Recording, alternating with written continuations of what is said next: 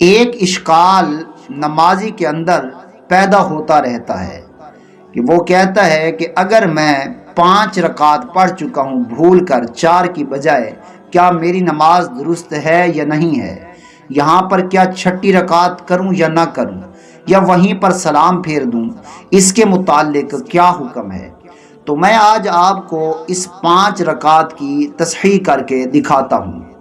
دیکھیے، اگر کوئی شخص بھول کر 4 کی بجائے 5 رکعت پڑھ لیتا ہے تو 5ویں میں اسے یاد آتا ہے کہ میں نے تو 4 رکعت پڑھنی تھی لیکن 5ویں میں چلا گیا، وہ دیکھے گا یہ صورتحال کہ اگر تو وہ چوتھی رکعت کے اندر اپنے اصل قاعدہ پر بیٹھا تھا، یعنی جو فرض قاعدہ تھا اس پر وہ بیٹھا تھا، اس کو اس نے مکمل کیا، پھر 5ویں رکعت میں گیا، تو اب یہ 5ویں رکعت کے اندر سجدہ سہو کرے گا، یعنی تشہد پڑھ کر ایک سلام پھیرے گا، پھر 2 سجدے کرے گا، تو اس کی نماز مکمل ہو جائے گی۔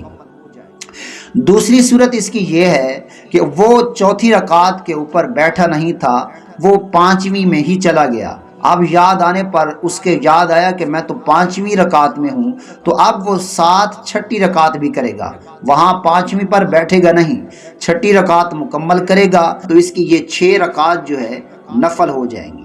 امام ابو یوسف اور امام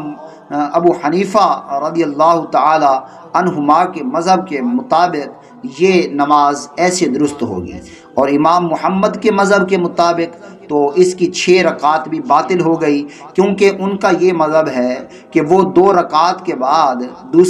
پہلے قاعدہ کو بھی فرضیت قرار دیتی ہیں، یعنی اس طریقہ سے وہ 8 رکعتیں بھی پڑھیں تو جتنے قاعدہ پر بیٹھتے جائیں گے ان کے مذہب کے مطابق فرض ہوتی ہیں، لیکن ہمارے مذہب کے مطابق فرض نہیں ہیں۔ ہم اگر حنفی ہیں تو ہمارے مذہب کے مطابق یہ فرض نہیں ہے، یہ آخری قاعدہ فرض ہے، اور جو پہلا قاعدہ ہوتا ہے وہ واجب ہوتا ہے۔ تو اس کے متعلق چاہے ہم 4 رکعت بھی پڑھ لیں تو آخری جو قاعدہ ہے وہ نوافل میں اگر ہم 4 رکعت پڑھ لیں تو آخری قاعدہ فرض ہے، اس مذہب پر یہ نماز درست ہو جائے گی۔ اللہ تبارک و تعالی مسئلہ سمجھنے کی مزید توفیق عطا فرمائے۔